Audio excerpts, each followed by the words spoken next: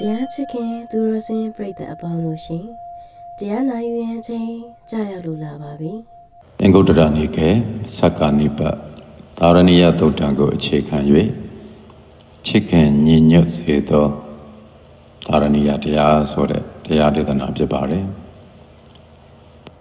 လောကမှာလူချင်းချင်းထိတွေ့ဆက်ဆံကြတဲ့အခါမှာသူကိုယ်လည်းကိုယ်ကလေးစားကိုယ်ကိုယ်လည်းသူကလေးစားတူနဲ့တူမေတ္တာတွေနဲ့နေကြ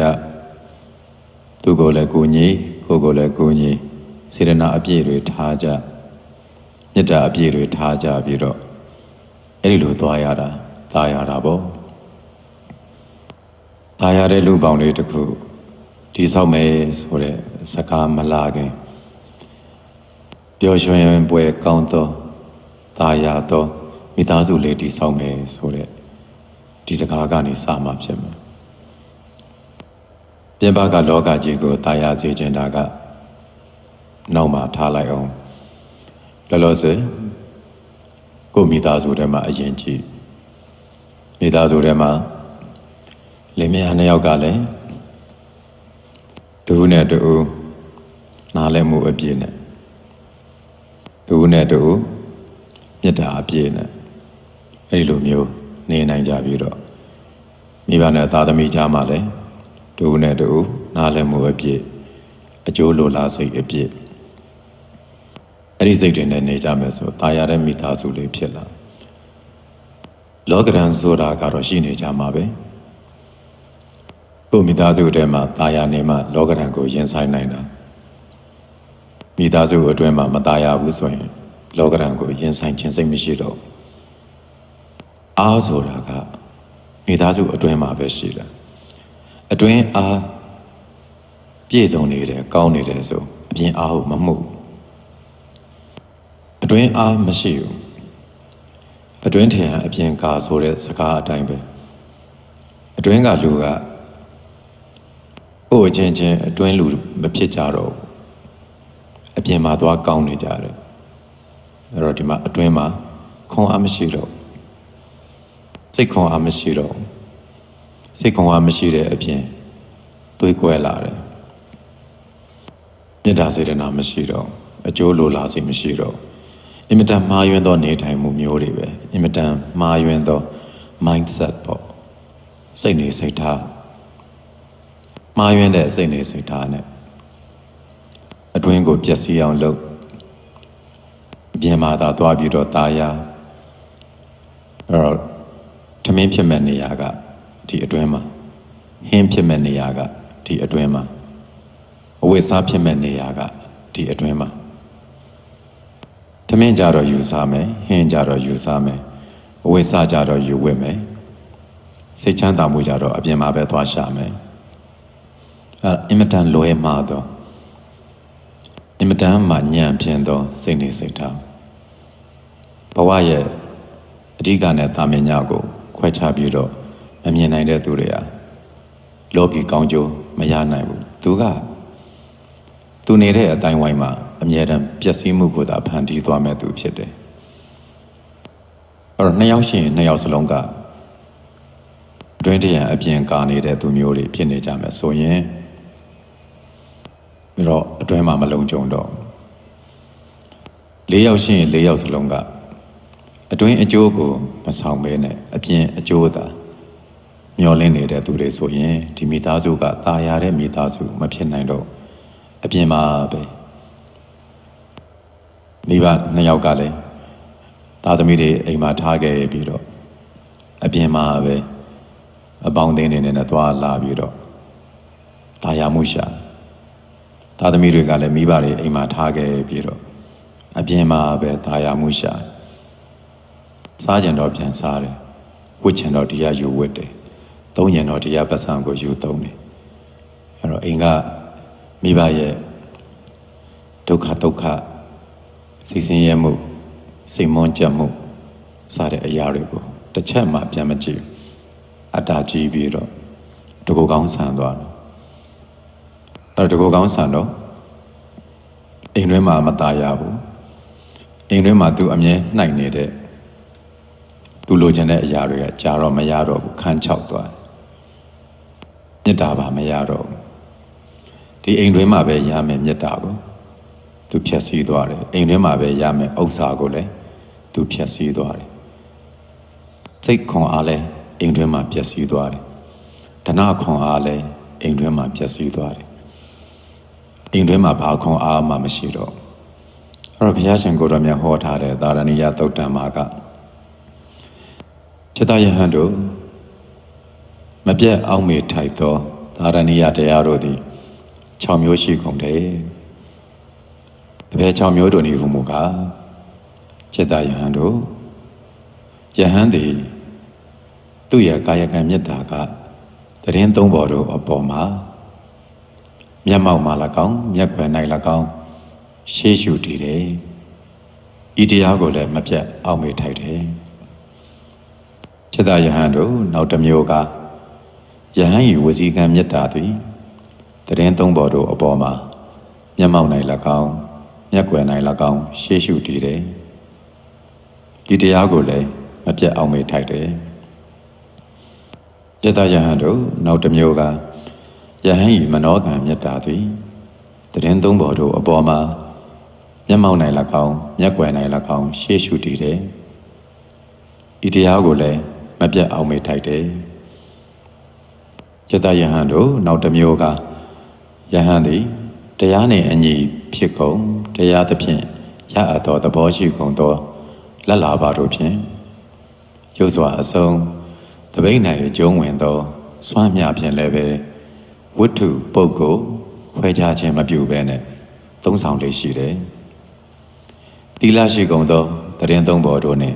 ဆက်ဆံလျက်သုံးဆောင်လေးရှိတယ်။ဤတရားကိုလည်းမပြတ်အောင်မေ့ထိုက်တယ်။သတ္တယဟန်တို့နောက်တစ်မျိုးကတော့ယဟန်သည်မကြိုးမပေါက်မပြောင်မကြားကုန်သော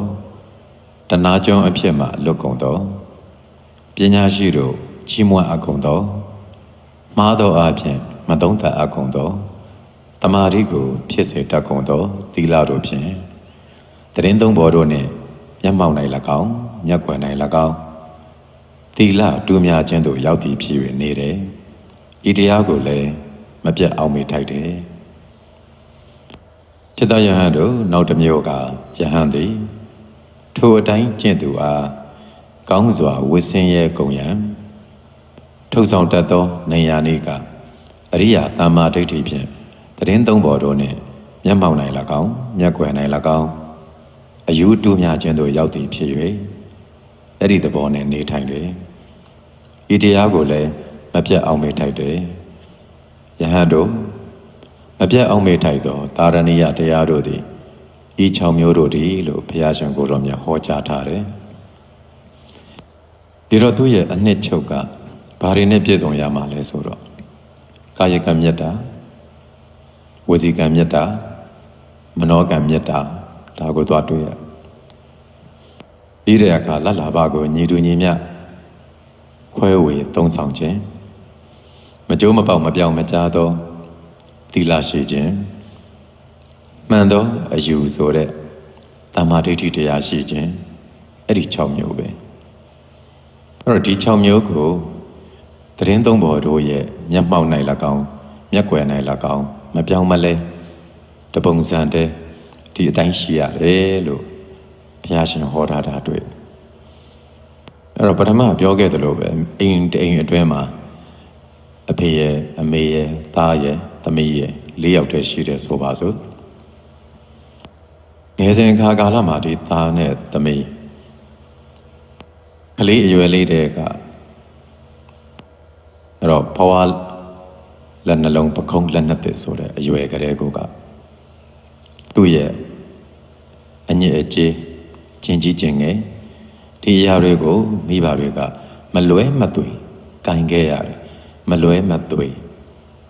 တန်ရှင်းရေးလုပ်ပေးခဲ့ရတယ်ရေချိုးပေးရတယ်အစာခွန့်ကြွေးခဲ့ရတယ်အဝတ်အစားဆင်ပေးရတယ်အရွယ်ရောက်လာတဲ့အထိသားသမီးပူဇာရင်ပူဇာတယ်လို့ဖြည့်စွမ်းပေးရတယ်မတတ်နိုင်လွန်းလို့သာမဖြည့်ရင်မဖြည့်မှာဖြည့်စွမ်းပေးဖို့စိတ်ပဲအမြဲတမ်းဖြစ်နေတယ် အဲ့ဒီစိတ်နဲ့ကိုသားသမီးတွေရဲ့အကျိုးကိုလိုလားပြီးတော့နေခဲ့တာဒါကမိဘစိတ်အပြည့်ရှိတယ်မိဘမျိုးကိုပြောတာသူ့မှာမိဘစိတ်ရှိသည်ဖြစ်စေမရှိသည်ဖြစ်စေပေါ့နောက်ပိုင်းမှာပြောင်းလဲလာလို့ပင်ကိုစဆာဦးဆုံးမွေးတဲ့အချိန်မှာတော့မိဘရဲ့စောင့်ရှောက်မှုကရှိကိုရှိခဲ့တယ်သူတို့စောင့်ရှောက်လို့လည်းပဲကိုအသက်ရှင်ခွင့်ရခဲ့တာတချို့ဆိုမွေးပြီးကြတဲ့ကအမိုက်ပုံသွားပြစ်ထားတာပဲအမိုက်ပုံသွားပြစ်ပြီးတော့မြောင်းတဲ့ပြစ်လိုက်တာတို့အမိုက်ပုံသွားပြစ်ထားတာတွေ့တဲ့သူကခေါ်ရင်အချိန်မီမွေးနိုင်ရင်မွေးနိုင်ပါမှာမဟုတ်ရင်အဲ့ကလေးတွေမွေးပြီးကြတဲ့ကတေးကြရတာ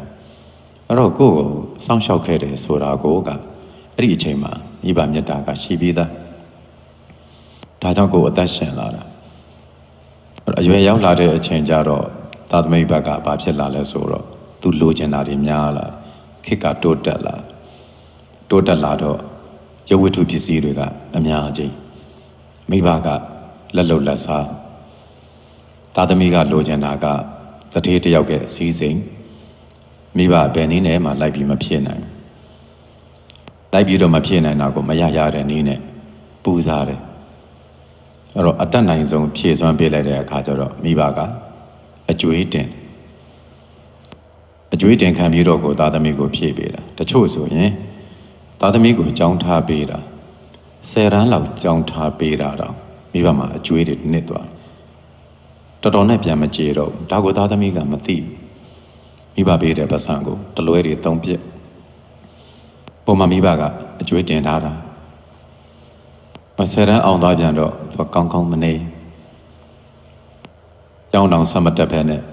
အိမ်တော်ပြူသွားမိဘကအကျွေးတုပ်ကြီးနဲ့မောပြီးတော့ကြမ်းတော့တချို့လည်းရှိသေးတယ်အပြင်မှာအလုပ်သွားလုပ်ချင်လို့နိုင်ငံခြားထွက်ပြီးတော့အလုပ်လုပ်ချင်လို့မိဘကိုပူစားတယ်မိဘကမတတ်နိုင်ဘူးအဲ့တော့နဘူးနစားလုပ်တော့သားသမီးရဲ့အလိုဆိုတော့မိဘကရှောင်လို့မရဘူး။အော်သူစိတ်ချမ်းသာရင်ပြီးရောဖြည့်စွမ်းပေးတယ်အကျွေးတွေဆွဲတယ်သားသမီးနိုင်ငံခြားရောက်သွားအောင်လုပ်ပေးလိုက်တယ်အဲ့ဒီလိုလုပ်ပေးလိုက်ပြီးတော့ဒီမှာအကျွေးတွေတင်းကုန်တယ်အဲ့သားသမီးကနိုင်ငံခြားထွက်သွားတယ်ဟိုရောက်တော့ဟိုမှာအိမ်တော်ပြုတ်ပြစ်တယ်မိဘကိုလှမ်းမထောက်ပံ့တော့မိဘဒီမှာသူနိုင်ငံခြားသွားဖို့ချီးထားတဲ့အကျွေးတွေကမဆက်နိုင်တော့အိမ်ပါပြုတ်သွားတယ်နေစရာမရှိတော့အဲ့ဒီလိုမိသားစုတွေအများကြီးပဲနားလည်မှုမရှိတာပေါ့မွေးထားတာပဲသူ့မှာတာဝန်ရှိတာပဲဆိုတဲ့အရိုင်းစိတ်ငါလိုချင်တာမိဘပဲဖြည့်ပေးရမှာဆိုတဲ့အရိုင်းစိတ်နိုင်မှဖြည့်ပေးနိုင်မှာပေါ့အကျွေးတင်ခံပြီးတော့ဖြည့်ခိုင်းတဲ့သားသမီးလောက်မိုက်တာအဲ့သားသမီးပဲရှိတယ်အပြန်အလှန်မြတ်တာလေးထားပေးမှမိဘအပေါ်နားလည်မှုအပြည့်ရှိနေမှကိုထမင်းစားတာမိဘကျွေးတာစားနေတာကိုဝတ်တာမိဘဆင်ပေးတာဝတ်နေတာအဲ့တော့မိဘကကိုယ့်ကိုကျွေးဖို့ထမင်းကိုစေတနာရှိလွန်းလို့ထမင်းတစ်ပွဲဖြစ်အောင်ဖန်တီးပေးတာစေတနာရှိလုံးလို့အဝိစားတစုံဖြစ်အောင်ဖန်တီးပေးတာဒါလွယ်ကူတာမဟုတ်စေတနာမရှိရင်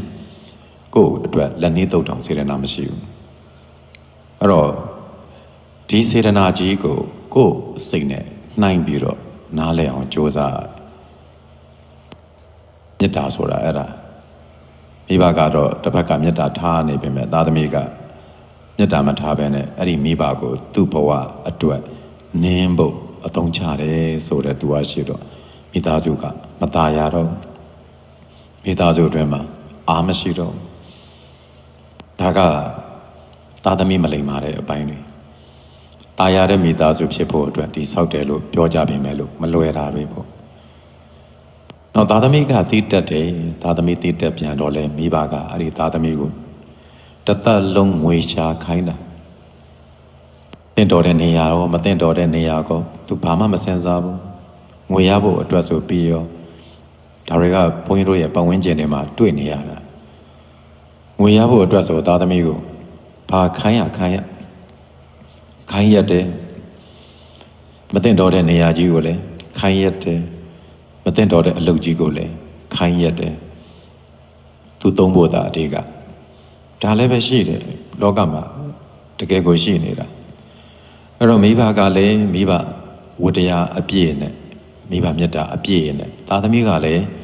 မိဘပေါ်မှာနားလည်မှုအပြည့်နဲ့ဆိုတဲ့ရှိတဲ့မိသားစုတွေမရှိဘူးမဟုတ်ဘူးရှိတယ်အဲ့ဒါကအစကတည်းကယဉ်ကျေးတဲ့အတိုင်းအဝိုင်းတိတက်တဲ့အတိုင်းအဝိုင်းအစကတည်းကပြည်ပြည်လဲလဲလေးရှိနေကြတဲ့အတိုင်းအဝိုင်းသားသမီးကပညာရေးကိုလိုလားတဲ့ဆိုရင်လည်းမိဘကလွယ်လွယ်ကူကူပံ့ပိုးနိုင်တဲ့အတိုင်းအဝိုင်းအဲ့တော့သူလိုချင်တာတွေရနေတော့သားသမီးကလည်းမိဘအပေါ်မှာမရှိခြင်းလည်းရှိခြင်းလည်းရှိဆိုတဲ့မေတ္တာကရောက်လာတယ်လိုချင်တာတွေဖြည့်စွမ်းပေးတာကိုကလေးဆိုတာလက်ပါရမှာပျော်တယ်ဆိုတဲ့စကားကလည်းရှိတော့လိုချင်တာဖြည့်စွမ်းပေးနိုင်တဲ့မိဘဒါမိဘသူကမဖြည့်စွမ်းပေးနိုင်တဲ့မိဘဆိုမိဘမဟုတ်ဘူးဒီလိုမျိုးငါမိဘကိုဟုတ်ရလားလို့ပြန်ကျေးဇူးကံစကားပြောတဲ့သူတွေကိုလည်းတွေ့ဘူးတယ်စိတ်ကနေပြီးတော့အမြဲတမ်းသူလိုတာမပြည့်ရင်ပြစ်မှားနေတတ်တယ်လိုတာရနေတဲ့အချိန်မသိတာပဲမဲ့လိုတာမရရင်စိတ်ထဲကနေမိဘဖြစ်ပြီးတော့သားသမီးလိုတာဖြည့်ပေးရမှာပေါ့အဲ့ဒီအတွေးရှိတဲ့သားသမီးတွေဟာသူတို့မိဘပြန်ဖြစ်သွားတဲ့နေ့မှာအဲ့ဒီထက်နောင်တိုးတက်လာတဲ့ခင်မှာဒီထက်ပိုဆိုးသောသားသမီးတွေနဲ့တွေ့မှာဝစ်ဆိုတာဘဝမကူဘူးပြန်ပြီးတော့လဲတယ်အဲ့တော့အခြေခံစိတ်ကတော့ကိုယ်ခံနိုင်မှသူခံနိုင်မယ်ဒီကိစ္စကိုကိုယ်လုံနိုင်မှသူလည်းလုံနိုင်မယ်ကိုမတက်နိုင်တဲ့ကိစ္စသူလည်းတက်နိုင်မှာမဟုတ်ဘူးကိုစိတ်ဆင်းရဲတဲ့နေရာမျိုးသူလည်းစိတ်ဆင်းရဲမှာပဲကိုပင်ပန်းမဲ့နေရာမျိုးသူလည်းပင်ပန်းမှာပဲဆိုတဲ့အတူနေခြင်းအပြန်အလှန်အဲ့ဒီလိုထားတဲ့နားလည်မှုမေတ္တာပဲအဲ့ဒါလေအဲ့ဒီမေတ္တာထားရတာဩငါအဖေပင်ပန်းပါတယ်ငါအဖေစိတ်ပင်ပန်းနေတယ်ငါအမေစိတ်ပင်ပန်းနေတယ်ကိုလည်းပင်ပန်းနေတယ်ငါကူဘေးမှာဖြစ်မယ်အဲ့တော့အိမ်တွင်းမှာပြီးတဲ့အလုပ်တွေပြီးပါမှကျန်တဲ့ตาယာမှုဆိုတာဖြစ်မှာပြီးတဲ့အလုပ်တွေမပြီးဘူးဆိုရင်အလုပ်ကျွေးငွေကျွေးစတဲ့အကျွေးတွေတင်လာတဲ့အခါကြလို့ရှင်စိတ်ဆင်းရဲမှုနဲ့အဆုံးသတ်သွားမှာဒီလိုနားလည်ပေးရမေတ္တာထားတာအပင်ပန်းစေခြင်းဘူးမိဘကိုမပင်ပန်းစေခြင်းဘူးမိဘပင်ပန်းရင်လည်းပဲတတ်တာသွားအောင်တစ်မျိုးမျိုးဖန်တီးပေးတယ်အတွင်းမှာပဲအားဖြစ်အောင်နေတယ်မိဘကလည်းသားသမီးကိုငါသားလေးငါသမီးလေးဒီအလုပ်မျိုးဆိုပင်ပန်းမှာဒီလိုဆိုရင်သူစိတ်ဆင်းရဲမှာအဲ့တော့စိတ်ဆင်းရဲနေလို့ကိုပင်ပန်းနေလို့တတ်တာသွားအောင်မေတ္တာပေးမယ်တတ်နိုင်တာလေးတွေလုပ်ပေးမယ်စကားပြောဆိုတာကအစတာတာရရပြောဆိုမယ်အဲ့ဒါလက်တွေ့ကျင့်သုံးတဲ့မေတ္တာတွေပဲဒီတော့ဘုရားရှင်ဟောတဲ့သာရဏီယသုတ်တံမှာလို့ကာယကံမေတ္တာဆိုတာရှိတယ်ဝစီကံမေတ္တာဆိုတာရှိတယ်မနောကံမေတ္တာဆိုတာရှိတယ်ဒါမိသားစုအတွင်းမှာပဲရှိသေးတယ်ကာယကံမေတ္တာကိုယ်အမူအရာကမေတ္တာရှိတာပေါ်လွင်ရတယ်တောင်မကျုံပေါ်မကျုံမမှုသလိုမမြင်သလိုမကြားသလိုအဲ့ဒီလိုမျိုးမလေးမစားအမှုအရာမျိုးอ่ะဒါမေတ္တာကာယကံမဟုတ်မေတ္တာတကယ်ရှိတဲ့ကာယကံကနေမကောင်းတာတော့မကြည့်ရဘူးနှစ်ဖူးလေးစမ်းကြည့်တာကစခိုင်းစရာမလိုပဲအလိုလိုလှုပ်ဖြစ်သွားမှာလက်ကသွေးတိုးလေးစမ်းကြည့်တာကအစနှစ်ဖူးလေးစမ်းကြည့်လိုက်လက်ကလေးစမ်းကြည့်လိုက်ဆေးတိုက်ဖို့ကြိုးစားလိုက်တဲ့မဲ့အစားအသောက်ကလေးကျွေးလိုက်ဆိုတာမေတ္တာရှိမှဖြစ်လာတဲ့ကာယကံမေတ္တာမရှိတဲ့အခါကျတော့သူ့ဘာသာသူဖြားပြီးတော့လဲနေပါစေညည်းနေပါစေတစ်ချက်ကိုဘူးလာမဆန်းဘူးတစ်ချက်သွေးတိုးလာမဆန်းဘူးတစ်ချက်ဆေးတိုက်ဖို့မကြိုးစားဘူး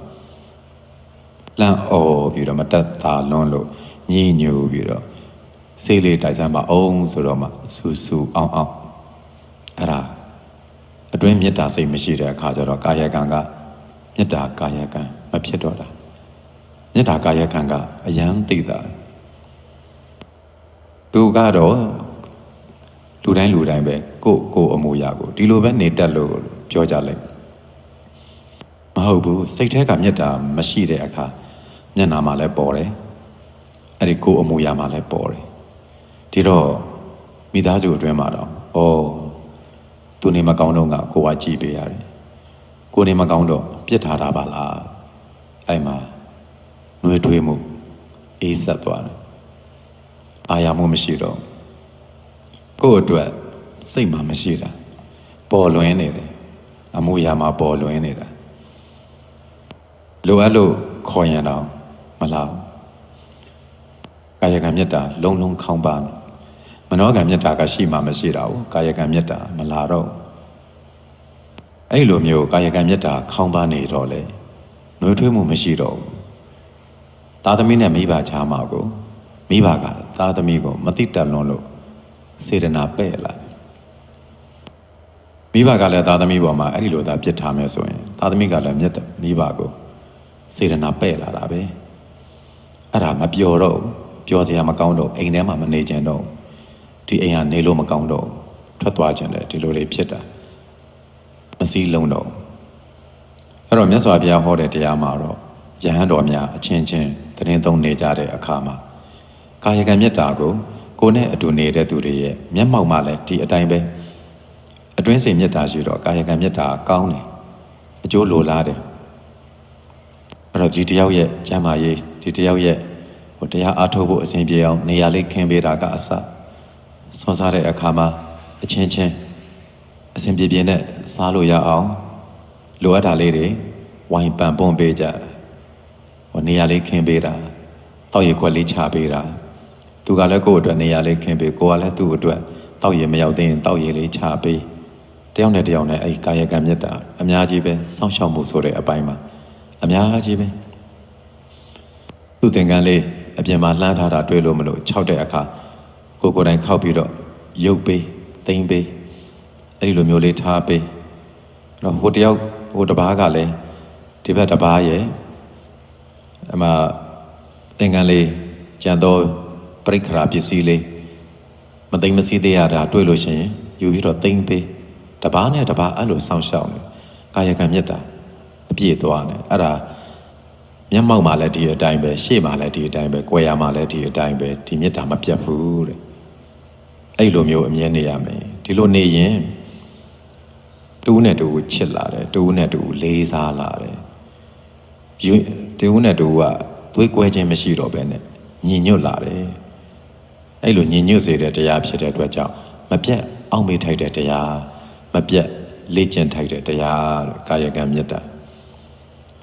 ဝစီကံမေတ္တာလည်းဒီတိုင်းပဲစကားဆိုတာပြောတတ်ကြတယ်အဲစကားပြောတဲ့နေရာမှာမေတ္တာစိတ်ရှိလို့ရှင်စကားကအင်မတန်မှနားထောင်လို့ကောင်းတယ်မေတ္တာစိတ်ရှိရင်စကားကလှုပ်ပြောစရာမလိုတော့စားပြီးပြီလားမစားတဲ့စားလိုက်အောင်နေလို့ကောင်းရလားဘလို့လဲနေမကောင်းတာလားစေတနာရှိနေတယ်မေတ္တာရှိနေတော့နှုတ်ထွက်စကားတွေကအကျိုးလိုလားတဲ့စကားတွေကြီးပဲဖြစ်တယ်အလုံးအကျွန်းပြောတဲ့စကားမျိုးကြတော့လေ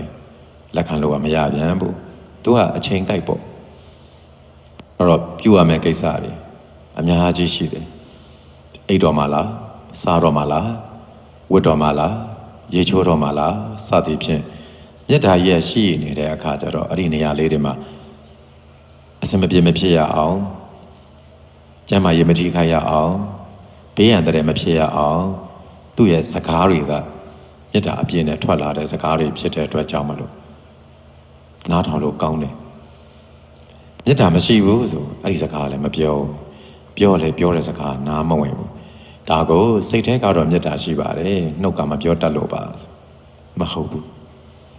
အဲ့ဒီလူတွေကိုလှည့်စားနေတာလိန်တာတတ်ပဲအတွင်းကမေတ္တာအပြည့်ရှိနေလို့ရှိရင်ဒီနှုတ်ကပါတိုက်တွန်းစရာမလို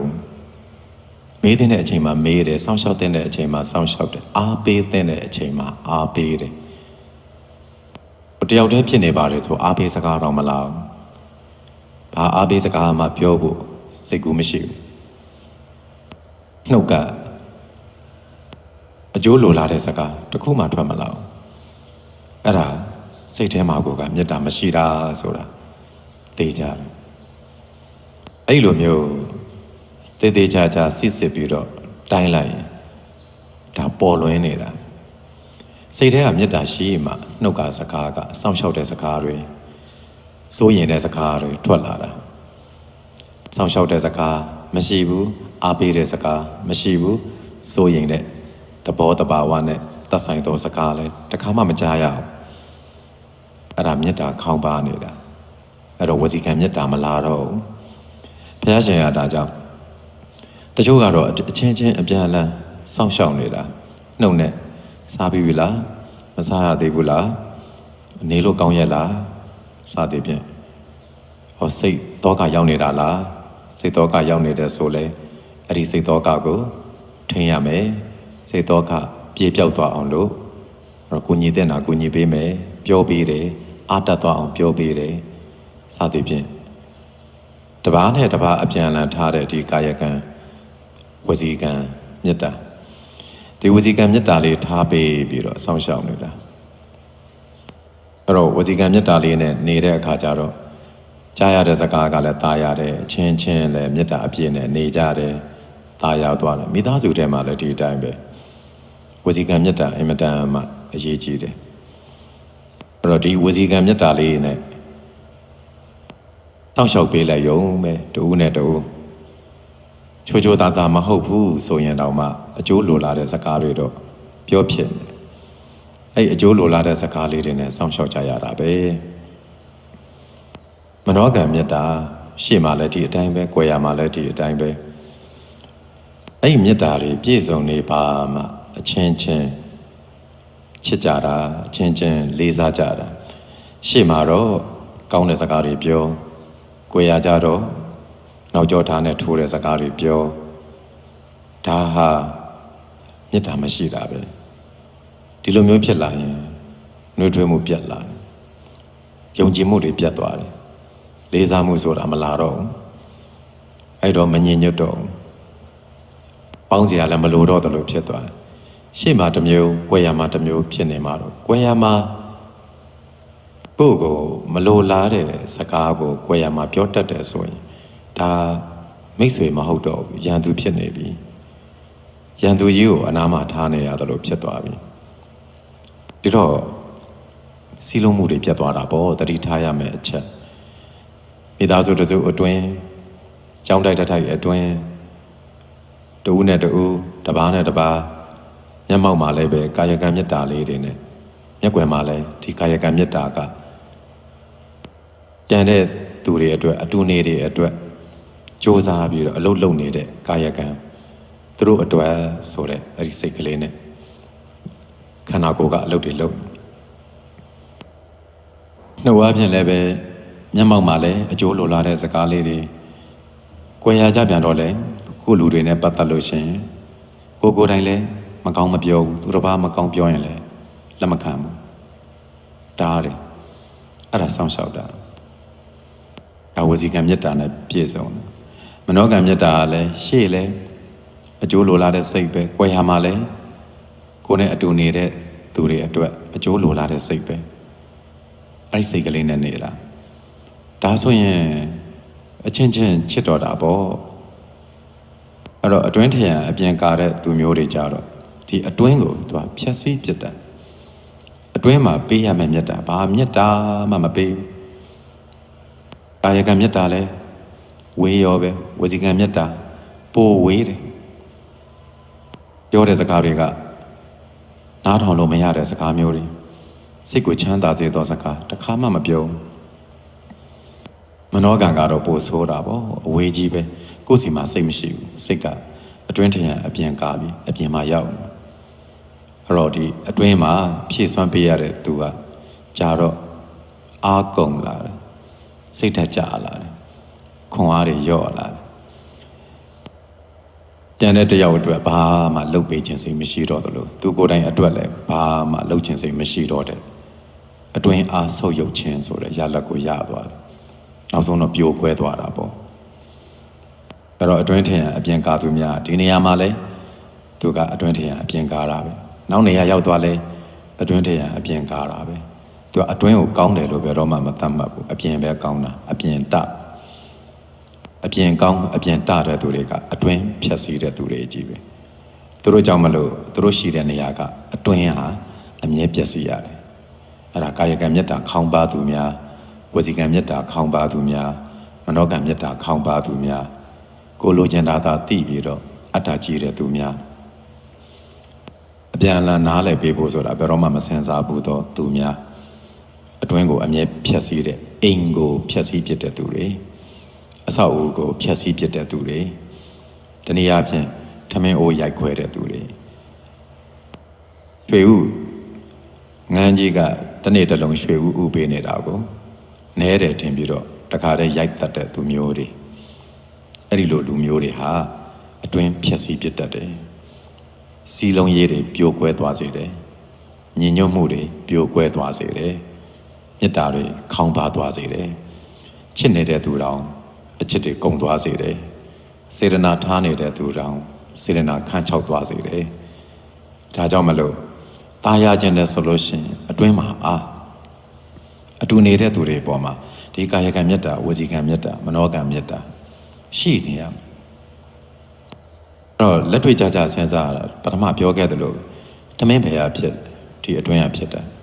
ဟင်းဘယ်ဟာဖြစ်လဲဒီအတွင်းမှာဖြစ်တာငွေဘယ်ဟာဖြစ်လဲဒီအတွင်းမှာဖြစ်တာအဝိစားဘယ်ဟာဖြစ်လဲဒီအတွင်းဟာဖြစ်တာနေစရာဘယ်မှာဖြစ်တာလဲဒီအတွင်းမှာဖြစ်တာအတွင်းမှာဖြစ်တာကိုအတွင်းကိုအဓိကမထားဘဲနဲ့အပြင်အဓိကထားတော့အတွင်းကရနေကြထမင်းပျောက်လာတယ်ဟင်းပျောက်လာတယ်အတွင်းကရနေကြအဝိစားပျောက်လာတယ်ငွေပျောက်လာတယ်ချစ်ချင်းတွေမေတ္တာတရားတွေပျောက်သွားတယ်ခန်းချောက်သွားတယ်အဲ့တော့အတွင်းခြောက်ကပ်သွားတယ်အတွင်းပျက်စီးသွားတယ်အဲကြောင့်ဘုရားရှင်ကအမြဲတမ်းตายရစေဖို့အတွက်ဒီတရားကိုမပြတ်အောင်မေ့ပါကာယကံမေတ္တာဝစီကံမေတ္တာမနောကံမေတ္တာထားပေးပါဒီမေတ္တာတွေထားပေးရတယ်လို့လက်လာဘကိုအညီအမျှခွဲဝေသုံးဆောင်ခြင်းကိုပဲစားမယ်ကိုပဲဝတ်မယ်ကိုဝတ်ဖို့ကိုစားဖို့ကိုသွားဖို့ကိုပျော်ဖို့ကောင်းတာဆိုရင်ကိုယူမယ်ဒီလိုစိတ်နဲ့နေတဲ့အခါကျတော့တစ်ဖက်သူကညံ့တာဆိုသူပဲရတယ်မကောင်းတာဆိုသူပဲရတယ်သူကပြောနေတယ်ဒီမှာစိတ်ဆင်းရဲပြီးကြံခဲ့ရတယ်သူကตายရနေတယ်ဒီမှာမตายရဘူးဝမ်းနဲ့နေရတယ်အဲ့မှာမချစ်တော့မလေးစားတော့အဲ့ဒီမှာတင်စီလုံးမှုကပြိုကွဲသွားတယ်အဲ့တော့မြတ်စွာဘုရားအလိုတော်အရာကတော့ရတဲ့လက်လာပါကိုရုပ်စွာဆောင်တပိတ်ထဲကရလာတဲ့ဆွမ်းကိုတော့သီလရှိသောအတူနေသတင်းသုံးပေါ်တို့နဲ့မျှဝေပြီးတော့သုံးဆောင်တတ်တယ်ဟင်းလေးတွေပါလာတယ်ဆိုလဲအချင်းချင်းမျှစားတာရတဲ့တပားကဟင်းမရဘူးဆိုကိုစီရဟင်းကိုသူစီလှူပေးကျန်တဲ့တပားဆွမ်းနေနေတယ်ဆိုကိုစီရဆွမ်းကိုသူစီကိုမျှပေးအဲ့ဒီလိုမျိုးလက်လာပါကိုအညီအမျှခွဲဝေပြီးတော့သုံးဆောင်တာမျက်မှောက်မှာလည်းဒီအတိုင်းပဲမျက်ကွယ်မှာလည်းဒီအတိုင်းပဲအပြောင်းမလဲအဲ့တိုင်းနေတယ်အဲ့တော့လက်လာပါဆိုတဲ့အရာကလည်းညီညွတ်ရေးတွေမေတ္တာတွေချစ်ချင်းတွေကိုပျက်စီးသွားစေတယ်တကောကောင်းဆန်တဲ့သူတစ်ယောက်ကအဲ့ဒီလက်လာပါဆိုတဲ့အရာကိုမတ်မောလာပြီဆိုရင်ကျန်တဲ့သူတွေကိုထဲမတွက်တော့အဲ့မှာအာဂရိတရားဆိုတာလည်းလာပြန်တယ်ချစ်တဲ့သူဘက်ကိုပတ်လိုက်နေတော့ဆန္ဒဂတိမုန်းတဲ့သူကိုနှိမ်ထားတာကဒေါသဂတိကြောက်တဲ့သူကိုကြတော့ကြောက်လို့မလို့ဖာထေးပြီးတော့ဆက်ဆံတာကအဲ့ဒါဘယာဂတိလှုပ်တင်လားမလှုပ်တင်လားမသိမှန်လားမှားလားမသိကုသိုလ်လားအကုသိုလ်လားမသိပဲနဲ့အမားကိုအမှန်ထင်ပြီးလှုပ်တာအမှန်ကိုအမှားထင်ပြီးတော့လှုပ်တာအဲ့ဒီလိုလုံနေတာမျိုးကြတော့မောဟဂတိအဲ့တော့အာဂတိ၄ပါးမလွတ်တဲ့ပုဂ္ဂိုလ်ကတော့လက်လာပါကိုအညီအမျှခွဲဝေပြီးတော့သုံးဆောင်ဖို့မဖြစ်နိုင်ဘူးအဲ့တော့လူ၁၀ယောက်ရှိတယ်စားရမယ့်အရာကတပကံပဲရှိတယ်ဒါဆိုလို့ရှိရင်တပကံထဲမှာရှိတဲ့ဒီအစာအသောက်ကို10ပုံပြီးတော့စားမယ်အဲ့တော့လူအယောက်20ရှိရင်အပုံ20ပုံပြီးတော့စားမယ်တယောက်တည်းစားခြင်းဘယ်တော့မှမလုပ်ရလာတဲ့အစာအသောက်သို့မဟုတ်အိမ်မှာရှိတဲ့အစာအသောက်ကောင်းတာလည်းရှိတယ်ညံ့တာလည်းရှိတယ်ကောင်းတာကြတော့ကိုစားမယ်ည ညံ့လာကြတော့တခြားသူကိုကြွေးမယ်အဲ့တော့ကြာလာတော့တစ်ဖက်သူကစဉ်းစားလာပြီဖွဲချတယ်ဖိနှိပ်တယ်ဒီလိုမျိုးခံစားလာတာအဲ့ဒီမှာလေးစားမှုတွေကုန်သွားရောမလေးစားတော့ဘူးမချစ်တော့မစည်းလုံးတော့အဲ့တော့ဒီလက်လာပါအညီအမျှခွဲဝေသုံးဆောင်ခြင်းဝိတ္ထုလည်းမခွဲခြားရဘူးပုဂ္ဂိုလ်လည်းမခွဲခြားရဘူးလို့မြတ်စွာဘုရားဟောထားကောင်းတဲ့ပစ္စည်းမကောင်းတဲ့ပစ္စည်းဆိုပြီးတော့ဝိတ္ထုပစ္စည်းကိုလည်းမခွဲခြားရဘူးပုဂ္ဂိုလ်ကိုလည်းဒါကငါနဲ့ချစ်တဲ့သူဒါကငါမုန်းတဲ့သူဒါကငါအမျိုးဟိုကသစိမ်းအဲ့လိုပုဂ္ဂိုလ်မခွဲခြားဘူးအမျိုးဖြစ်ပါစေသစိမ်းဖြစ်ပါစေစားလည်းအတူတူပဲဝတ်လည်းအတူတူပဲအဲ့ဒီစိတ်ထားတယ်အဲ့တော့ပစ္စည်းကောင်းသည်ဖြစ်စေညံ့သည်ဖြစ်ပါစေမဲချပြီးတော့ယူမယ်ဆိုကိုကညံ့တာကိုရရင်လေကျဉ်းနှက်စွာနဲ့ယူတတ်တဲ့စိတ်ရှိတယ်ဒီလိုမှမဟုတ်ရင်ဒီကောင်းသောအရာကို10ယောက်စလုံးအလှည့်ကျသုံးလို့ရအောင်ဖန်တီးပြီးတော့နေတယ်တယောက်တည်းသုံးဆောင်ခြင်းတယောက်တည်းအကောင်ဒီလိုမဖြစ်စေရအောင်ဒါဆိုရင်အဲ့ဒီအတိုင်းဝိုင်းကပျော်စရာကောင်းလာတယ်အဲ့ဒီမိသားစုကตาရလာလိုက်မယ်တူဦးနဲ့တူဦးချစ်လာမယ်တူဦးနဲ့တူဦးလေးစားလာမယ်ပြီးတော့စီလုံးမှုပို့ပြီးတော့ကောင်းလာမယ်အောင်မြင်သောตาရသောမိသားစုဖြစ်လာမယ်အောင်မြင်သောตาရသောအဖွဲ့အစည်းတစ်ခုဖြစ်လာမယ်ဒါပေမဲ့မောဟဖုံးလွှမ်းနေလို့လူတွေကမလုပ်ကြဘူးအဲ့ဒီနေရာမှာပို့ပြီးတော့သိတာတယ်လက်လာပါနဲ့တွေ့ပြီဆိုလူတွေဖောက်ပြန်လာတာကိုအထင်အရှားတွေ့ရလိမ့်မယ်အင်မတန်မှဖောက်ပြန်လွယ်သောတရားလက်လာပါဆိုတဲ့တရားကလောကကိုပျက်စီးစေသောတရားလူတွေကိုခွဲခြင်းရင်အဲ့ဒီလက်လာပါပေးပြီးတော့ခွဲပလိုက်တာပဲတစ်ဖက်ကိုအကောင်ပေးတစ်ဖက်ကိုအညံ့ပေးပြီးတော့ခွဲ၍တော်၎င်းတစ်ဖက်ကိုပဲလက်လာပါတွေပေးဟိုတစ်ဖက်ကိုလုံးဝမပေးဘဲနဲ့ခွဲခြားဖိနေပြီးတော့တော်၎င်းသန္တာဂတိတွေဒေါသဂတိတွေနဲ့အဲ့ဒီလိုလှုပ်လိုက်ရင်ကွဲသွားတော့တာပဲဒါကြောင့်မမောမှုရှိနေတဲ့သူတွေကိုသွေးခွဲရတာအရန်လွယ်တယ်မြင်မြန်ကွဲသွားတယ်လက်လာပါနဲ့ပဲဖြားယောင်းလိုက်တာလိုချင်စိတ်များနေတဲ့သူတွေကိုအဲ့ဒီလက်လာပါနဲ့သွေးခွဲပလိုက်ရုံပဲချက်ချင်းကွဲတာ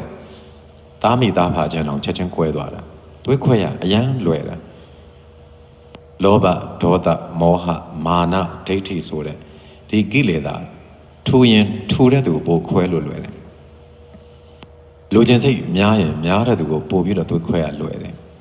လိုချင်စိတ်မရှိတဲ့သူတွေသွေးခွဲလို့မရဘူးဒေါသကြီးတဲ့သူတွေကိုသွေးခွဲရအရန်လွယ်တယ်ဒေါသမရှိပဲမေတ္တာပဲရှိတဲ့သူကိုသွေးခွဲလို့မရဘူးမောဟကြီးမားတဲ့သူတွေကိုသွေးခွဲရအရန်လွယ်တယ်ပညာစင်ကြဉာဏ်ရှိတဲ့သူတွေကိုသွေးခွဲလို့မရဘူးမာနတအားကြီးတဲ့သူတွေကိုလည်းသွေးခွဲရအရန်လွယ်တယ်ဂုံတိုက်ပလိုက်တာနဲ့သူ့မာနထိတယ်ဆိုပြီးတော့အဲ့မှာအမုန်းတွေပွားတော့တာပဲမာနလုံးဝမရှိပဲနဲ့တတိကောင်းတဲ့ပုဂ္ဂိုလ်မျိုးသွေးခွဲလို့မရဘူး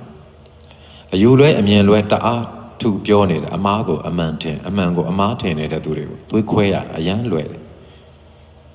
အမှန်ကိုအမှန်တိုင်းသိတယ်ပထမပြောခဲ့တယ်လို့ပေါ့ထမင်းပဲရဖြစ်တယ်လေဒီအိမ်ရဖြစ်တာဘသူကြွေးတာလဲဒီလူကြွေးတာအမှန်တိုင်းမြင်အဲ့တော့ဘယ်ကိုအဓိကထားမလဲဒီကိုအဓိကထားမယ်ဟင်းပဲရဖြစ်လဲဒီရဖြစ်တယ်ဘသူကြွေးတာလဲဒီလူကြွေးတာအဲ့တော့ဒီမှာပဲအဓိကကိုဘဝဖြစ်တာဘယ်မှာဖြစ်တာလဲဒီအတွင်းမှာဖြစ်တာကိုဘဝကိုဘသူတီးဆောက်ပေးတာလဲဒီလူတီးဆောက်ပေးတာဒါဆိုဒီဘက်ကအဓိကအဲ့ဒီလိုအမြင်မှန်ရှိတယ်ကုသိုလ်အကုသိုလ်ခွဲခြားပြီးသိတယ်အမှန်အမှားခွဲခြားပြီးတော့သိတယ်အမှားကိုအမှန်မလုပ်ဘူးအမှန်ကိုအမှားမလုပ်အဲ့ဒီလူမျိုးသွေးခွဲလို့မရဘူးအဲ့တော့ဒီအခြေခံဒီကိလေသာအချက်နဲ့တင်ပဲကြည်လိုက်ရင်လောဘကြီးနေလိုချင်စိတ်သူရရင်ပြီးရောဟိုလူမသိစေနဲ့တော့နင်ပဲယူလိုက်ဆိုတိတ်တိတ်ကလေးယူတယ်လွယ်တယ်လွယ်လွယ်ကူကူယူတာလိုချင်စိတ်များတဲ့အတွက်ကြောင့်အဲ့လိုမဟုတ်ဘဲနဲ့လိုချင်စိတ်မရှိတဲ့သူကငါရရင်သူ့လည်းရမှာဖြစ်မှာပေါ့ငါတယောက်တည်းရလို့ပဲဖြစ်မလဲအဲ့စိတ်ဒီလိုမြင့်မြတ်တဲ့စိတ်ရင့်ကျက်တဲ့စိတ်ရှိတဲ့သူသွေးခွဲလို့မရဘူးဒါကြောင့်မလို့လက်လာဘကိုညီတူညီမျှခွဲဝေသုံးဆောင်ခြင်းပုဂ္ဂိုလ်မခွဲခြားခြင်းဝတ္ထုပစ္စည်းမခွဲခြားခြင်းဒီတရားကိုမျက်မှောက်မှာလည်းဒီအတိုင်းကျင့်သုံးတယ် ကွယ်ရမှာလဲဘယ်သူမှမသိခင်ယူထားလိုက်မယ်ဆိုတဲ့စိတ်မျိုးမရှိဘဲနဲ့ကွယ်ရမှာလဲဒီအတိုင်းပဲကျင့်တယ်ဆိုရင်အတူနေတဲ့သူတွေလေးစားတယ်အတူနေတဲ့သူတွေချစ်တယ်အချင်းချင်းစီးလုံးသွားတယ်ဒါရဲ့ဆန့်ကျင်ဘက်ဆိုလို့ရှိရင်တော့ကွဲပြီပေါ့မตายရတော့သားသမီးဆိုတာလည်းအမြဲတမ်းမြင်တတ်တဲ့သူမိဘကလည်းမြင်တတ်တဲ့သူပဲမိဘကအကောင်းတွေစားပြီးတော့သားသမီးကိုမကြွေးဘဲနဲ့စားတဲ့မိဘမျိုးလည်းရှိတယ်မရှိဘူးမဟုတ်ဘူးရှိတယ်သားသမီးကကောင်းတာဆိုသူ့ဘာသာသူစားပြီးတော့မိဘအတွက်ကြံသလားမကြံသလားထဲ့မတွက်တဲ့သားသမီးမျိုးလည်းရှိတယ်အဲ့တော့အဲ့ဒီလိုမျိုးနေတဲ့အခါမိဘကလည်းသားသမီးကိုသူ့အတွက်ပဲတည်တာသားသမီးကလည်းမိဘကိုသူ့အတွက်ပဲတည်တာဒီစိတ်ဝင်လာတာပဲလက်လာဘကိုညီတူညီမျှကွဲဝေသုံးဆောင်ခြင်းမရှိရင်သားမိသားအဖခြင်းလဲသွေးကွဲတော့တာပဲအဲ့တော့ကြံတဲ့လက်လာဘဆိုပိုဆိုးတာပေါ့စီဝါရေးတို့ဘာတို့ပါလာရင်ပိုဆိုးတာပေါ့ဒါကြောင့်လောဘချိုးနေနိုင်မှဒေါသချိုးနေနိုင်မှမောဟမာနဒိဋ္ဌိအဲ့ဒီကိလေသာတွေချိုးနေနိုင်ပါမှလက်လာဘကိုညီတူညီမျှခွဲဝေခြင်းဆိုတာကဖြစ်လာမှာအဲ့ဒီလက်လာဘကိုညီတူညီမျှခွဲဝေသုံးဆောင်ပြီးဆိုရင်ตายပြည်သာမှတ်ပြီးတော့အေးချမ်းပြည်သာမှတ်ပြီးတော့ဒါကြောင့်မြတ်စွာဘုရားဒါကိုမပြတ်အောင်မေပါအဲ့ဒီအကျင့်ကိုအမြဲကျင့်သုံးပါလောကตายဖို့ရာအတွက်အဲ့တော့ဒီလိုမျိုးตายဖို့ရာအတွက်ကိုဒီတရားကိုကျင့်သုံးရသလိုသီလဆိုတာကတော့အခြေခံအားဖြင့်၅ပါးသီလသူ့အသက်မတတ်ဘူးသူ့ဥစ္စာမခိုးဘူးကာမေတုမိစ္ဆာစာရမကျူးလွန်ဘူးလိမ်မပြောဘူးအယက်သေးစာမတောက်ဘူးအဲ့တော့ဒီအချက်ကလေးစဉ်းစားကြည့်အောင်မိသားစုတစ်ခုအတွင်းမှာသူ့အသက်တတ်တယ်ဆိုတာကတော့မိသားစုတစ်စုအတွင်းမှာဒါတာမန်အပယိကတရိစ္ဆာန်လေးတွေတတ်တဲ့ကိစ္စတွေကိုတာမန်လိုလုပ်နေတဲ့မိသားစုတွေလည်းရှိတယ်တူကသူ့အသက်တတ်ခြင်းကိုမကြိုက်ဘူးတူကတတ်ရတာပြောတယ်ဆိုသူတို့နှစ်ယောက်အစင်မပြေတော့သီလမတူတော့ဘူးလို့ခေါ်တယ်တူကအဲ့တတ်ခြင်းဖြတ်ခြင်းကိုသူကအသက်ပေးပြီးတော့စောင့်ထိန်တယ်တူကကြတော့လွယ်ကူကိုမညာမတာရရဆက်ဆက်တတ်တတ်တဲ့စိတ်ရှိတယ်ဆိုသူတို့နှစ်ယောက်ကဇယိုက်မတူတဲ့အတွက်ကြောင့်သီလဆောင်ထိန်တဲ့ပုဂ္ဂိုလ်ကမဆောင်ထိန်တဲ့ပုဂ္ဂိုလ်ကိုလေးစားလို့မရတော့ချစ်လို့မရတော့အဲ့ဒီမှာလည်းပြိုကွဲတာပဲဇယိုက်မတူရင်ပါတဲ့သူနဲ့ရိုင်းတဲ့သူနူးညံ့တဲ့သူနဲ့ကြမ်းတမ်းတဲ့သူမရတော့ပြိုကွဲရောဒါကြောင့်သီလတူမြသူကလည်းအဲ့လိုမရက်ဆက်တတ်ဘူးနောက်တူကလည်းမရက်ဆက်တတ်ဘူးအဲ့ရဖြတ်ရမှာကိုစောင့်ထိန်တယ်အဲ့မှာတူတယ်ခိုးတယ်အတူနေတယ်ဆိုပေမဲ့သားသမီးကလည်းမိဘပစ္စည်းခိုးရင်ခိုးနေတာပဲတခါတလေကြာသားသမီးကရှာဖွေတဲ့သူဆိုရင်မိဘကလည်းသားသမီးပစ္စည်းပြန်ခိုးရင်ခိုးထားတတ်တာပြင်လောကမှာလေးလာကြည့်လိုက်မရှိဘူးလို့မငင်းကြနဲ့ဒါဘုန်းကြီးတို့အခြေခံအောက်ခြေလူဒန်းစားတွေနဲ့ထိတွေ့နေတာဖြစ်တဲ့အတွက်ကြောင့်ရှင်းရှင်းလင်းလင်းသိနေရတယ်ကြားနေရတာအဲ့တော့သားသမီးကခိုးလိုက်မိဘကခိုးလိုက်အဲ့တော့တူနဲ့တူမယုံတော့သားသမီးကခိုးတိုင်လည်းမိဘကမယုံတော့ယုံကြည်မှုပျက်စီးသွားပြီယုံကြည်မှုပျက်စီးသွားတော့မလေးစားတော့မချစ်တော့အဲ့တော့စိတ်ထဲမှာမရှိတော့မနှွေးထွေးတော့အဲ့ဒါအယူသီလမတူမြရင်မစည်းလုံးတော့ဘူး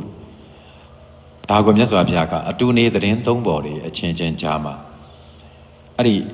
သီလတွေရှေ့မှာလည်းဒီအတိုင်းရှိရမယ်၊ကွယ်ရမှာလည်းဒီအတိုင်းရှိရမယ်။ပြီးတော့အချင်းချင်းသီလတူမြရမယ်။ဒါဆိုရင်တော့တူနဲ့တူ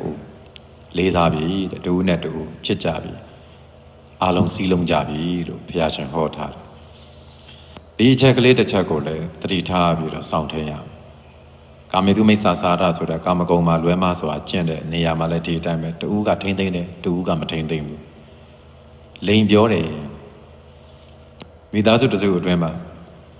လိန်တက်တဲ့သူပါလာပြီဆိုဒါပျက်စီးတာပဲလိန်တဲ့သူကတော့သူ့အကျင့်အတိုင်းလိန်နေတာပဲမတည်ဘူးမှတ်ပြီးတော့လိန်နေတာပဲမလိန်ရမယ့်ကိစ္စလည်းလိန်နေတာပဲအလိန်ခံရတဲ့သူကကြာတော့မေတ္တာခေါင်းပါလာတည်တည်ချင်းနဲ့အလိန်ခံနေရတော့သူ့ပေါ်မှာယုံကြည်မှုတွေပျက်စီးသွားအဲ့တော့လိန်တက်တဲ့သူကသူ့ပတ်ဝန်းကျင်ကိုဖျက်ဆီးပစ်တဲ့သူပဲ သူလုံမှန်းသိလို့သူ့ကိုမေးတယ်သူကမလုပ်ဘူးလို့ပြောတယ်လိမ့်တယ်အမှယုံကြည်မှုကမရှိတော့ယုံကြည်မှုမရှိတော့ဘူးအားကိုးစိတ်မရှိတော့ဘူးမေတ္တာမရှိတော့ဘူးကုန်ပျက်စီးသွားဒီတော့လိန်တက်တဲ့သူတွေဟာအတွင်းဖြတ်စည်းပြစ်တဲ့သူတွေစီယုံရေးကိုဖြတ်စည်းပြစ်တဲ့သူတွေအဲ့ဒီအတိုင်းဆက်သွားမယ်ဆိုရင် तू ကဘယ်လောကမှာပဲနေနေယုံကြည်မှုကိုရမယ်သူမဟုတ်ဘူးလေးစားမှုကိုရမယ်သူမဟုတ်ဘူးယုံကြည်မှုလေးစားမှုမရှိဘူးဆိုမှတော့အလုတ်အပ်ရင်တော့သူလိုလူမျိုးကိုမအပ်ဘူးယုံကြည်ရတဲ့သူကိုပဲအပ်တာလောကမှာအလုတ်ပေးမယ်ဆိုယုံကြည်ရတဲ့သူရှေ့ရောကွယ်ရရောအကျင့်သီလဒီပုံစံပဲရှိတဲ့သူယုံရတဲ့သူကိုအလုတ်ပေးတာရှေ့မှာတော့တစ်မျိုးကွယ်ရကြလို့ရှိရင်ခိုးမယ်ဝှက်မယ်ကောက်ကျစ်မယ်အဲ့လိုမျိုးစိတ်နဲ့နေတဲ့သူမျိုးကိုအလုတ်မပေးဘူးအဲ့တော့တစ်သက်လုံးအတိုင်းတာနဲ့ဒုက္ခများစွာကိုရမှာပြင်ခြင်းပြင်မပြင်ရင်တစ်သက်လုံးကတော့အံကောင်းနေမှာမဟုတ်ဘူးအဲ့တော့ဒါလိန်ခြင်းလိန်လေတဲ့အတွက်ကြောင့်ယုံကြည်မှုတွေပျက်စီးရတယ်အရက်သေးစားတောက်စားခြင်းမိုးရည်စေဝါမိဝဲခြင်းပိုဆိုးတယ်ဒါကိုမိဝဲလာတဲ့သူတွေဟာသူတို့ဒီအရက်သေးစားမိုးရည်စေဝါဒါကိုမိဝဲဖို့ပဲစိတ်ညားနေတာဖြစ်တဲ့အတွက်ကြောင့်အဲ့ဒါလုပ်ဖို့အတွက်ငွေလိုတယ်ငွေလိုတော့မတရားသောနည်းနဲ့လည်းရှားလာတယ်ရက်ဆက်သောနည်းနဲ့လည်းရှားလာတယ်အဲ့ဒီမှာအချင်းချင်းကြားထဲမှာလည်းတာယာပွဲမရှိတော့အရက်တောက်တတ်တဲ့သူတယောက်မိသားစုထဲမှာရှိနေပြီဆိုပြောစရာမကောင်းတော့ဘူးငွေစေဝါမိဝဲတဲ့သူတယောက်မိသားစုထဲမှာရှိလာပြီဆိုပြောစရာမကောင်းတော့ဘူး तू ကအန္တရာယ်ပေးတဲ့သူကိုဖြစ်လာတော့တာအဲ့တော့သီလမကြိုးမပေါက်မပြောင်းမကြတော့သီလရှိနေခြင်းမျက်မှောက်မှာလည်းဒီအတိုင်းပဲမျက်ွယ်မှာလည်းဒီအတိုင်းပဲအယူသီလကမျက်မှောက်မျက်ွယ်အတူတူပဲအတူနေတဲ့သူအချင်းချင်းလဲအတူတူပဲအကျင့်စရိုက်အတူတူပဲကောင်းတဲ့အကျင့်စရိုက်တွေကြီးပဲရှိတယ်ဆိုတဦးနဲ့တဦးချစ်လာကြတယ်တဦးနဲ့တဦးယုံကြည်လာတယ်တဦးနဲ့တဦးလေးစားလာတယ်ပြောစရာကောင်းလာတယ်တာယာလာတယ်တာယာတဲ့မိသားစုဖြစ်လာတာယာတော့အောင်မြင်တော့အတိုင်းဝိုင်းတစ်ခုဖြစ်လာတယ်နောက်အယူမျှခြင်းဒီလိုကလည်းကုသိုလ်ကိုကုသိုလ်လို့သိတယ်အကုသိုလ်ကိုအကုသိုလ်လို့သိတယ်ကုသိုလ်အကုသိုလ်ကိုအမှန်တိုင်းသိတယ်ကံရဲ့အကျိုးကိုယုံကြည်တယ်ဖြစ်နေတဲ့သဘောတရားတွေဟာအကြောင်းရှိလို့ဖြစ်တာအကြောင်းချုပ်ရင်ချုပ်တယ်လို့သိတယ်အဲ့တော့မြင်နေရတဲ့အစင်းဟာယုတ်တရားဖြစ်တယ်အဲ့ဒီယုတ်တရားသည်ပုဂ္ဂိုလ်လည်းမဟုတ်ဘူးတတ္တဝါလည်းမဟုတ်ဘူးကြားနေရတဲ့အတန်ဟာယုတ်တရားဖြစ်တယ်ပုဂ္ဂိုလ်လည်းမဟုတ်ဘူးတတ္တဝါလည်းမဟုတ်ဘူးနာနေရတဲ့အနတ်ရှားပေါ်ရောက်လာတဲ့အရာသာထိတွေ့ရတဲ့အထိတွေ့အာယုံဒါယုတ်တရားတွေပုဂ္ဂိုလ်မဟုတ်တတ္တဝါမဟုတ်အမှန်တိုင်းမြင်တယ်အစင်းကိုသိတဲ့မြင်သိစိတ်အဲ့ဒါနံတရားအတန်ကိုသိတဲ့ကြားသိစိတ်ဒါနံတရားပုဂ္ဂိုလ်လည်းမဟုတ်ဘူးတတ္တဝါလည်းမဟုတ်ဒါဟာယုတ်ဒါကနံဒါဖြစ်တာဒါပြတ်တာဒီအကြောင်းကြောင့်ဖြစ်တာဒီအကြောင်းချုပ်တော့ချုပ်သွားတာပဲအဝိဇ္ဇာတဏကံဒီဟူသောအကြောင်းတရားကြောင့်ဒီဘဝမှာခန္ဓာ၅ပါးလာရကြဖြစ်တယ်ပြစ္ဆုတ်ပံအားဖြင့်ဆိုရင်အာဟာရကြောင့်ရုပ်ဖြစ်တယ်စိတ်ကြောင့်လည်းရုပ်ဖြစ်တယ်ဥဒုကြောင့်လည်းရုပ်ဖြစ်တယ်အဲ့တော့နံတရားအားဖြင့်ဆိုရင်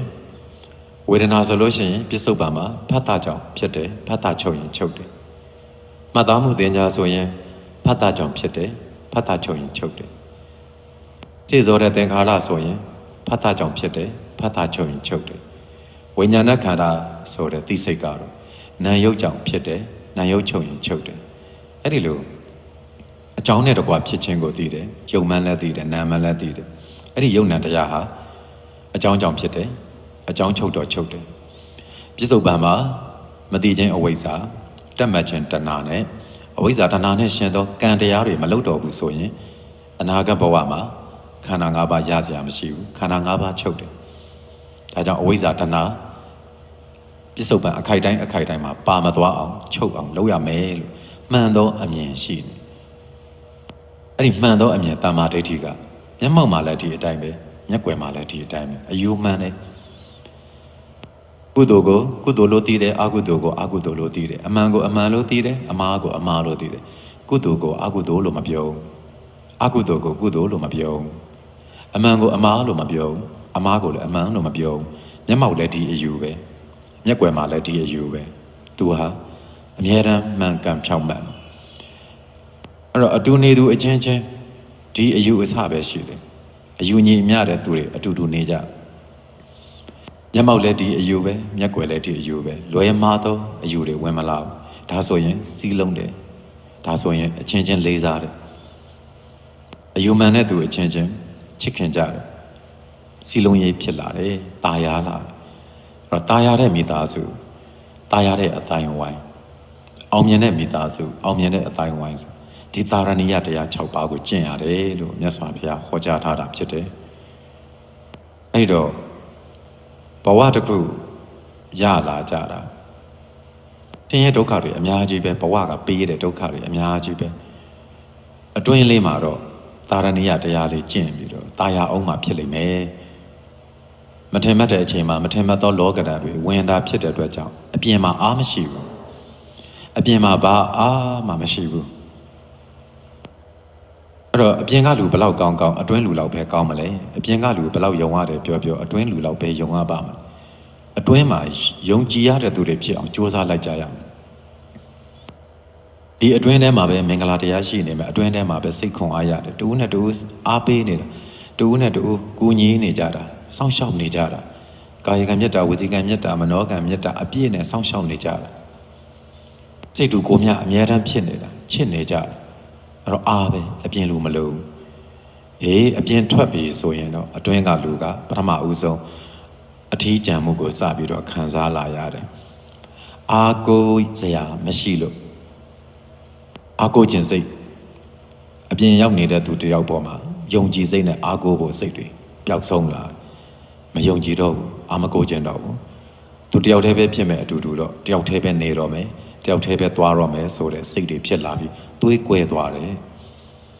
အဲ့တော့အပြင်ပျော်သူများသည်အတွင်းလူကိုဖျက်ဆီးပြီးထားခဲ့တဲ့သူတွေအတွင်းလူကလည်းအဲ့ဒီအပြင်လူတွေပေါ်မှာမေတ္တာခေါင်းပါလာတယ်ဒါဘယ်သူမပြုတ်မိမိမှုကိုလုပ်တဲ့အရာအတိုင်းရကြတာတာယာခြင်းရင်ဒီတာရဏိယတရား6ပါးကိုကျင့်ရမယ်